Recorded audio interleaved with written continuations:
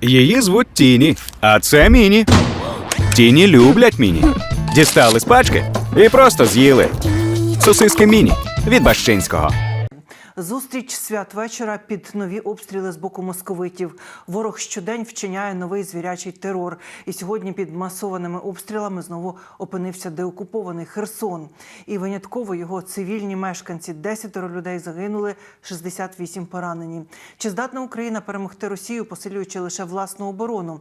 Які ризики наступу з Білорусі після перекидання ворожих батальйонів до українського кордону? І чому навіть під Бахмутом наші захисники не забувають про дух Різдва та прикрашають ялинку під артилерійським вогнем? Дивіться хроніку подій 304-го дня Великої війни з Росією у матеріалі Олексія Пасака. Кривава атака напередодні Різдва. Росія вдарила з реактивної артилерії по центру Херсону. Атака сталася зранку суботи, коли у вихідний день люди пішли на святкові закупи. Як повідомили у військовій обласній адміністрації, крім загиблих на місці, поранено ще майже 60 людей. Третина у тяжкому стані. Під вогнем вулиці, будівлі, місцевий ТРЦ та павільйони ринку. Згоріло майже 7 десятків автівок. Це терор, це вбивства заради залякування та задоволення. Світ має бачити та розуміти, проти якого абсолютного зла ми воюємо. Так про черговий теракт, скоєний російськими руками, написав Володимир Зеленський. Мать його, Господи Боже мій.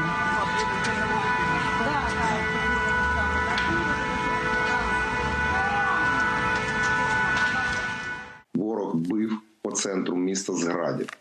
І, крім того, біля Антонівки використовував ще й запальні боєприпаси. У них нічого не вдається протиставити нашим Збройним силам, і вони намагаються зробити все, що тільки можуть, знищити цивільне населення. Росія вбиває українців щодня, але це постріли в самого себе. Адже з кожною атакою і кожним новим днем агресії Москва пірнає все глибше і глибше, повертаючись у природнє для неї непрохідне болото. У статті видання The Times зауважили, що через напад на Україну тимчасова федерація почала слабшати і військово, і економічно. Тож, щоб відновитися, тепер Росії потрібно буде щонайменше 30 років. Але ворога потрібно добивати якнайшвидше. Генерал армії США у відставці Баррі МакКефрі в коментарі телеканалу MSNBC наголосив: Україна не може досягти перемоги, лише будуючи надійний захист. You can't win a war on the defensive.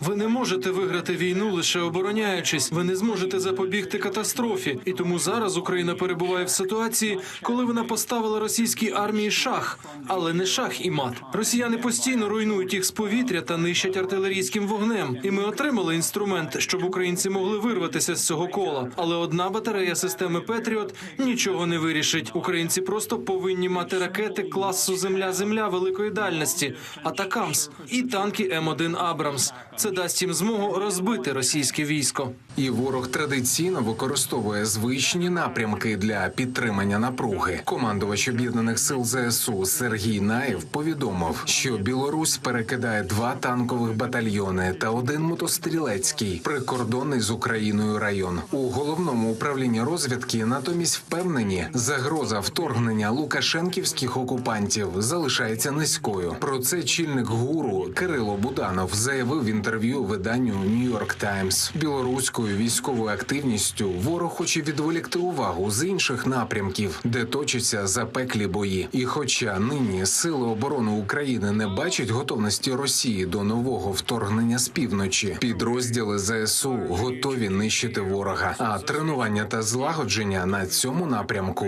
і відбувалися, і відбуватимуться надалі. На території Київської області на одному з важливих державних об'єктів проводиться тренування з підрозділами, які здійснюють охорону та оборону зазначеного об'єкту. За легендою тренування, противник намагається висадити тактичний повітряний десант та здійснити захоплення важливого державного об'єкту.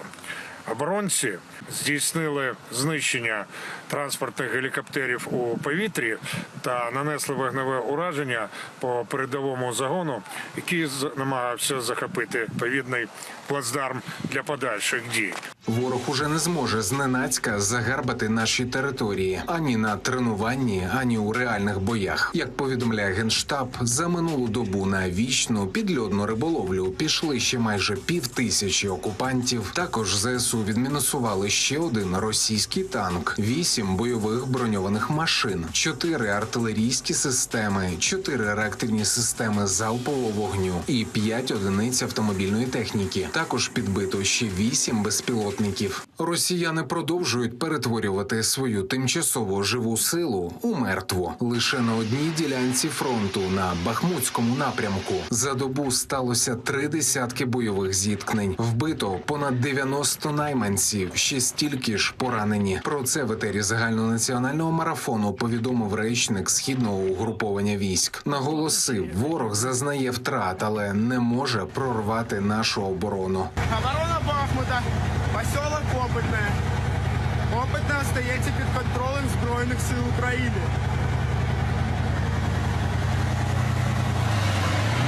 Війна триває, але свято Різдва залишається з усіма. І з тими, хто нині вдома, і з тими, хто захищає Україну на гарячому, навіть взимку сході. Бійці, які тримають позиції біля Бахмуту, між відстежуванням в оптичний приціл нової порції вагнерівців, знайшли час прикрасити власну ялинку під звуки важкої зброї.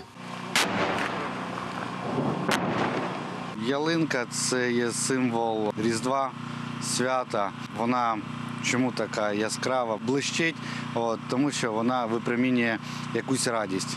І це надихає нас на краще, те, що буде попереду. Расскажу, как ялинка появилась. У нас, показывать не буду, конечно, рядом недалеко у нас есть автозаправочная станция. Ее разбомбили. Мы шли. Когда это было? Месяц назад.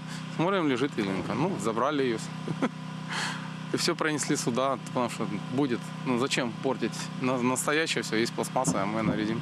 Різдво – це час для надій, час на віру у диво і віру у самого себе. Для декого ці новорічні свята знову будуть не в колі родини. Але наші захисники впевнені, що так буде лише цього року. Бути від сім'ї на відстані – це дуже тяжко. Я вже не перший Новий рік, ці свята проводжу на війні. Це дуже боляче, це дуже тяжко, але в нас є віра, надія, те, що це скоро все закінчиться. Ради цього ми зараз тут знаходимося, щоб наступні свята ми вже проводили вдома, рядом з родиною, поруч з усіма близькими. Олексій Пасак, 5 канал.